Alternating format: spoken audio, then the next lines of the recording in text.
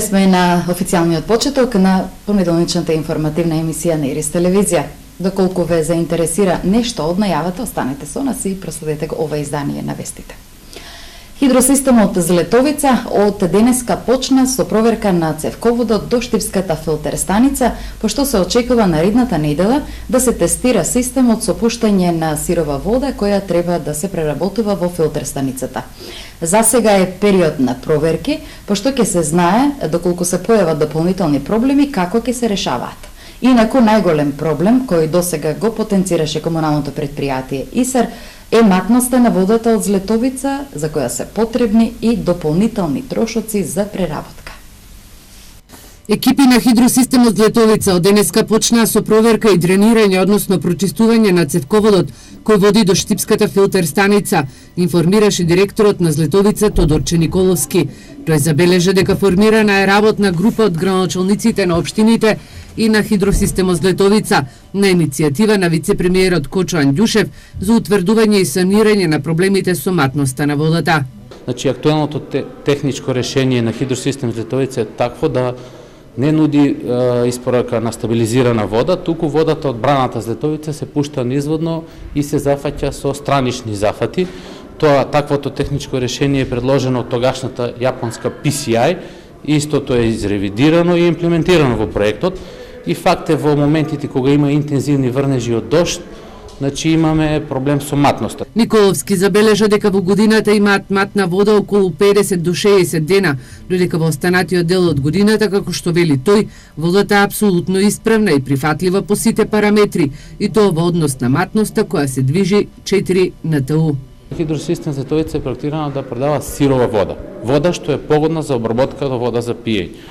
Целта на јавните предпријатија од општините е всушност да тие си фабрики да ја преработат сировата вода. По завршувањето на проверката на цевководот до Штипската филтер станица се очекува веќе од наредната недела и да се пушти вода од Злетовица до филтер станицата, со што ќе се тестира приемот на водата за пиење. Николовски истакна дека на 10 мерни места на Злетовица се земаат мостри од водата, а незиниот квалитет го испитуваат вкупно 6 државни институции и агенции. Изминатите 5 години Штип како најголема општина не ја примаше водата. Една од причините е проблемот со прием на матната сирова вода, за која се потребни екстра трошоци за преработка и пуштање во водоводната мрежа низ градот. Во моментов водата од Злетовица ја користат само општините Пробиштип и Свети Николе, додека пак Карбинци и Лозово се уште не ја примаат поради неизградени филтер станици кои би ја преработувале сировата вода. Општина Карбинци има техничка документација и дозволи за градба, во моментов проектот е на ревидирање во Министерството за транспорт и врски, откаже што очекуваат и да добијат околу 400.000 евра, но потребни си дополнителни 300.000 евра за поврзување на цевководот со пречистителните станици. Почна да се чувствува предновогодишната еуфорија низ градот под Исарот, а инаку скромно и без еуфорија на градските плоштади. Вака граѓаните од Истокот ќе ја дочекаат новата 2018 година. Организирани дочеци на плоштадите ќе нема, а во речиси сите општини улиците се украсуваат со старите светилки и лампиони. Годинава Штипската локална самоуправа од својот буџет издвои дополнителни 350.000 денари за украсување на градот. Без дочек на отворено, вака граѓаните од источниот дел на државата ќе го прослават доаѓањето на 2018 година. Новите градоначалници ги продолжија старите навики. На ниту еден плоштад годинава нема да се организира новогодишна прослава. И оваа година општината нема организирана прослава на отворено за дочек на нова година. Она што ставаме посебен акцент на одбележувањето на новогодишните празници е всушност новогодишниот концерт, кој што го организираме во соработка, општината го организира во соработка со Основното музичко училиште Ристо Јолуков. Тој ќе биде 16 поред оваа година. Во Штип старите украси се веречиси поставени, но во општинскиот буџет се предвидени дополнителни 350.000 денари за нови украси и светилки, со кои ќе се збогати пред новогодишната еуфорија. И најголемата ставка во овој буџет, односно во оваа програма, е празничното украсување на градот, кој што годинава е предвидено со 350.000 денари. како и монтажа и демонтажа на новогодишните украси, предвидени се 70.000 денари. Поразлично оваа година ќе биде организирањето на новогодишен базар, на кој локални фирми ќе може да ги представат своите производи. Според најавите, настанот ќе се одржи наредната недела на градскиот плоштад. Предвидено да има и организирана програма со настап на разни изведувачи збогатена со музичко-сценски содржини, како и презентација на штандови, каде локалните традиционални производи ќе бидат представувани, презентирани и нудени од производителите. Согласно донесената програма за новогодишни и божикни празници, градот ќе потроши 567.500 денари. Денес на Филолошкиот факултет при Универзитетот Гоце Делчев во Штип е отворено турско катче.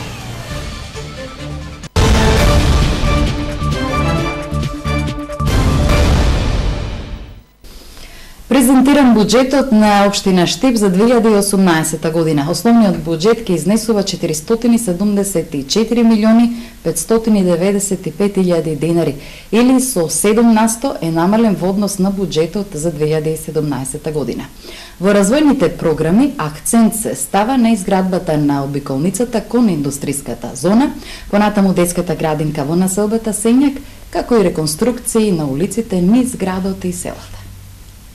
Буџетот на општина Штип со блок дотациите за 2018 година ќе изнесува 942.425.000 денари, а е намален за 1,6% во споредба со буџетот за 2017 година, информираше денеска раководителот на секторот за финансии во општина Штип, Трајче Цветков, на денешната комисија за финансии на Советот на општина Штип. Основниот буџет е проектиран на 474.595.000 или со 7% намалување во однос на 2017.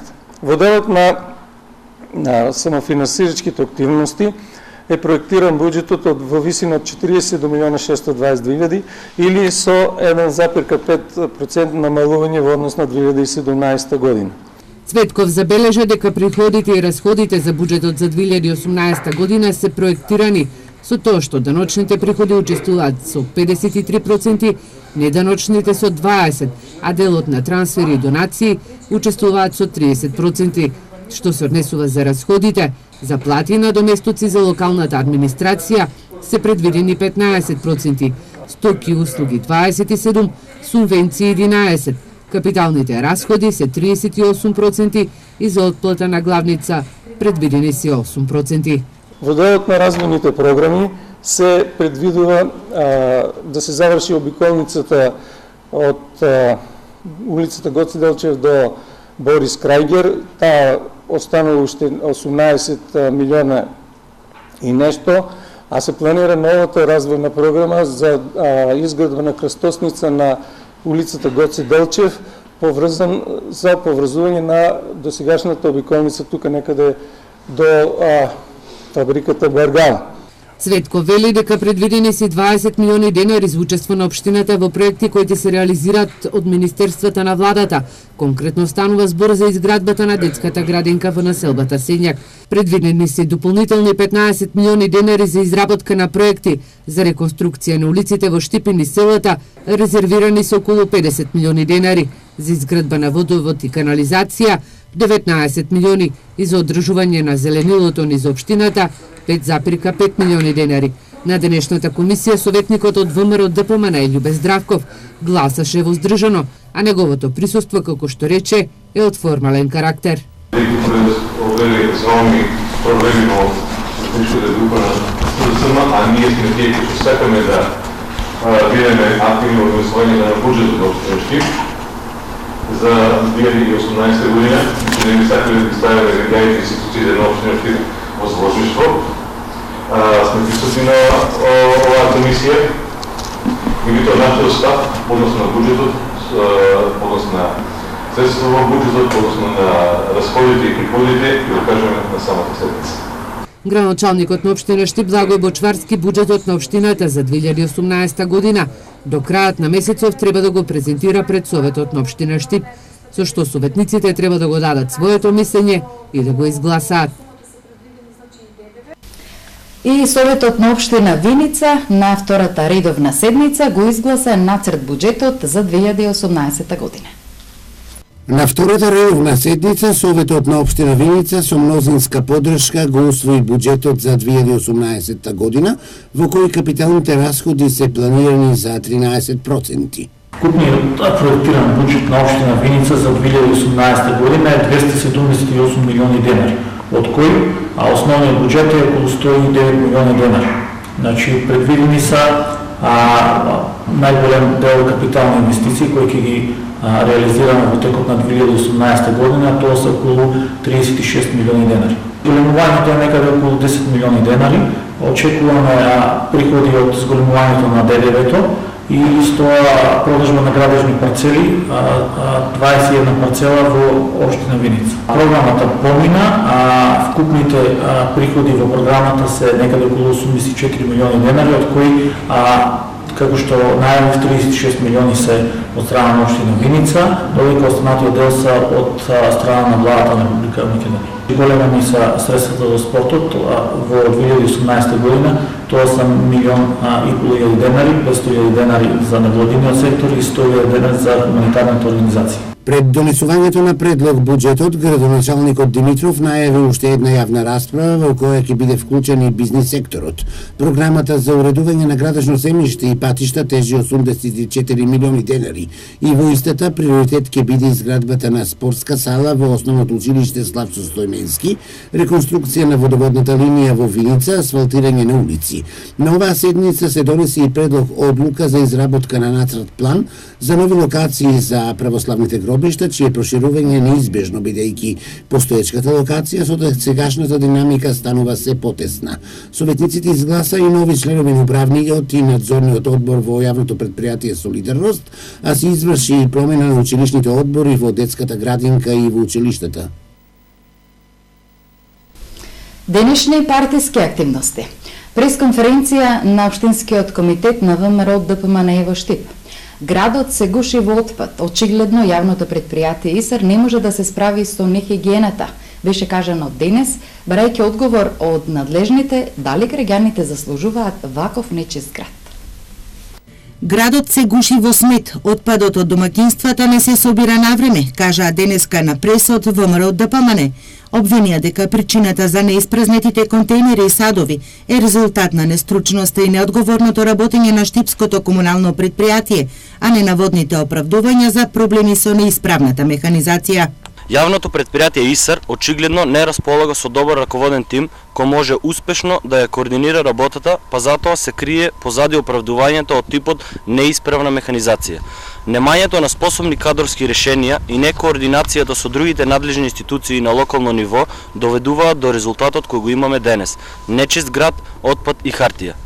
Со оваа нехигиена во градот под ИСР-от се зголемува ризикот за ширење на заразни болести, се загрозува животот и здравјето на нашите деца и на сите граѓани на нашиот град. Затоа ги прашуваме од јавното предпријатие ИСР, за ваков живот ли гласаа граѓаните во Штип? Од Штипското комунално предпријатие со одговор. Можам да кажам за непол месец механизацијата за изгибрување сите камиони за контейнери и канти се оспособени и редовно се исфрля ѓубрето од домаќинствата и од индустријската зона. Овој реон за кој се посочува се зема редовно, тоа е вторнички реон и мислам дека последен пат се земано во вторник и среда, еве за утре е планирано, значи камионите се спремни да работат, така да не знам како неосновни се лагите дека реоните не се земат. Сепак последниот збор околу оправданоста на денешната реакција одговорот од ИСР кој имаат граѓаните како корисници на комуналните услуги зашто одвојуваат средства од домашниот буџет. Филолошкиот факултет на Штипскиот универзитет Гоце Делчев доби турско катче. Образовна соработка за изучување на турскиот јазик помеѓу Универзитетот Гоце Делчев и Институтот Юнус Емре од Скопје на кампус 4 на Филолошкиот факултет отворено е турско катче.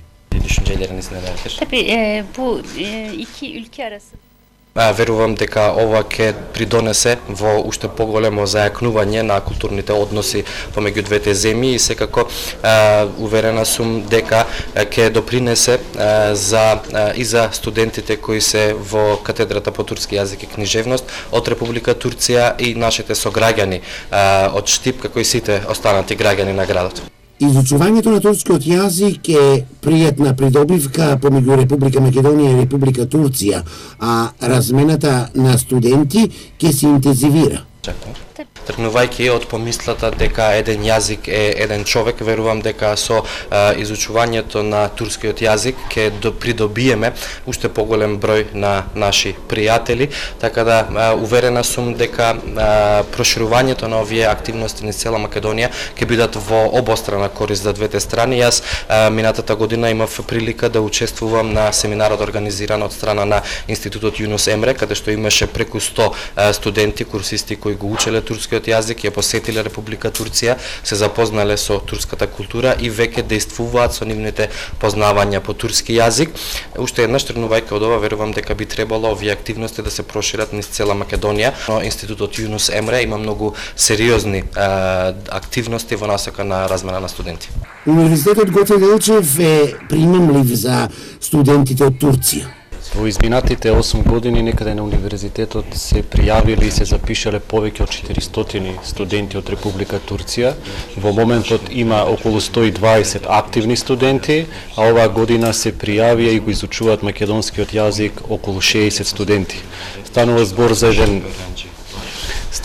за еден исклучителен настан од важно за почитување на културата, традицијата, вредностите, јазикот, идентитетот на еден народ и концептот на отворањето на ова катче е всушност по истиот оној концепт на кој што веќе е отворено и американското катче на универзитетот со цел продлабочување на соработката на учениците. Значи ова нема да биде само за студентите, може да го користат и учениците од средните училишта, граѓаните на општина Штип, со цел подобрување и размена на искуства и почитување на двата народи и учење на култура уште од мали нозе. Отворената училница за изучување на турски јазик и турското катче ќе дадат квалитетни едукативни можности за сите студенти. Бидејќи живееме во еден свет на глобализација, сметаме дека кршењето на јазичните бариери е од огромна важност. И ние како филолошки факултет, кој друг ако не ние ја играме таа главна улога во однос на ова. Еве првиот чекор го направивме со подпишување на договор за соработка со Институтот Юнус Емре, кој што ни подаде рака и ни овозможи една ваква соработка, се надеваме плодна, бидејќи ова е производ на веќе неколку годишната соработка, односно од кога постои филолошкиот факултет, ние соработуваме со овој институт и еве овој момент ја заокруживме оваа соработка преку отварање на едно турско катче и училница која што ќе биде во употреба не само на нашите студенти од групата за туркологија, туку и на сите наши студенти. На свеченото отварање на турското катче на филолошкиот факултет на Универзитетот Гоце Делчев присутен и градоначалникот на Штип Благој Бочварски.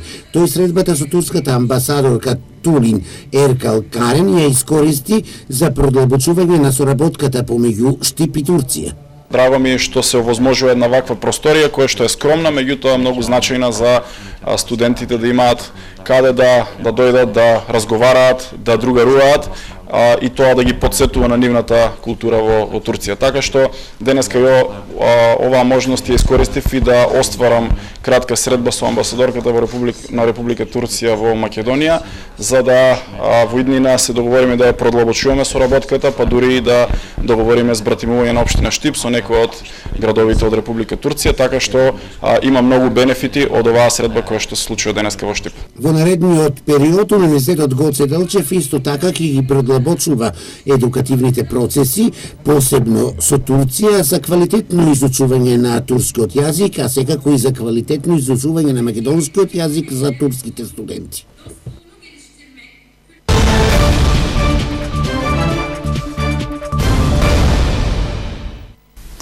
Во ова издание на вестите во минутите за спорт, фудбал, ракомет и одбојка. Спортскиот директор на фудбалскиот клуб Брегалница Елмир Мандак денес ги објави имињата на новиот стручен штаб. За нов шеф на стручниот штаб е назначен Емил Грнев. Прв помошник ќе биде Игор Стојанов, а Александар Митрев ќе биде тренер на голманите. За утре вторник е закажана официјална пресконференција на која ќе се објават дополнителни информации за најновите моменти во фудбалскиот клуб Брегалница. Ракометарите на Текстилец одиграа драматичен надпревар против фаворизираниот тим на Струга, а со победа го завршија есенскиот дел во првата ракометна лига. Во последното есенско коло во рамките на првата ракометна лига на Македонија во Штип се сретна екипите на Струга, која се бори за висок пласман, и тимот на Текстилец, кој се наоѓа во златната средина на табелата. Во мощен драматичен и до крај неизвестен меч, штипските текстилци, иако ослабени, сепак дадоа се од себе и забележаа победа. Тренерот Павле Тодоров за овој тежок меч не можеше да смета на стандардните провотимци Роберт Мице, Васе Петров и Бобан Арсов, и затоа победата остварена со резултат 26-25, полуруме 14-11 е уште подрага. Инаку, ова беше 13-то коло од есенскиот дел на прволигашката сезона, во која Текстилец забележа 8 победи и доживеа 5 порази со 24 бодови, ќе презимат на 6-то место на табелата, во која се надпреварува вкупно 14 екипи. Во Штип се одржа првата генерацијска средба на одбојкарските судии, на која беа присутни од повеќе возрастни генерации, како и денешните активни судии. Целта е да се задржи одличниот рейтинг на одбојкарските судии, како и привлекување на нови и млади судии од подрачјето на Штип. Во прекрасниот амбиент на спортскиот храм ресторан Саја во Штип за прв пат се организираше средба на некогашните одбојкарски судии, на кои се приклучија и најновите актуални судии. Ославена едноставно како прва генерацијска средба на одбојкарските судии, со цел да им се долови сликата од некогашните стари добри одбојкарски времења и прилекување на нови како аманат за запазување на традицијата. Целта ми беше да се соберем сите одбојкарски судии. Ова е прва средба на одбојкарски судии. Цел ми беше да соберем преседатели на судиска организација на Одбојкарска федерација на Македонија. Прв преседател беше Амстар Сабризов, а после долго време Мицевски Ников, многу членови на преседателска на судиска организација, многу комитетни судии, трајца најдобри судии во Македонија прогласени од Одбојкарска федерација и многу млади надежни судии кои сакаме да ги афирмираме понатаму. Ова не е цел да се здружат, да се здружиме, да се видиме кај сме, ако има шанси да се помогнем. Каква е традицијата? Кои се најстарите почетните пионери на одбојкарското судење во Штип? Што јас знам, првата генерација се Амстар Сабризов, кој е присутен овде, Дивков Јанко, не е присутен Стево Илиев, Асен, не се секам добро на презимето, Прошет Миле и тие се прва генерација. Во текот на средбата се евоцираа вредни моменти кои ја красат одбојкарската игра, за првите почетни одбојкарски свирки, исполнети со трема, потоа детали од многу надпревари на тогашните ју простори, па се до најновите македонски моменти. Првата генерацијска средба со своето присуство ја збогатија Маријан Тасев, Благој Тасев, Миле Прошев, Александар Зенделов, Глигор Анастасов, Благој Серафимов, Никола Мицевски, Ангел Дончевски, Владко Петров, Геше Маджаров, Слободан Коцев, Игор Младеновски и Стефан Маневски, со надеж дека традицијата е воспоставена и на крајот на секоја календарска година таа и да се реализира. Ете со блокот спортски информации, ја заокружувам вечерашнава понеделнична информативна емисија на Ирис телевизија во очи на големиот православен празник Свети Никола. Утре градот Подисарот ќе го одбележи денот на својот патрон Свети Никола со бројни манифестации. Вечерва сите оние кои имат куќина слава им ја честитаме. Утре кои ќе слават имен ден за многу години, нека им е името и секако за многу години, нека е утрешниот прегубав празник Свети Никола. Довидување.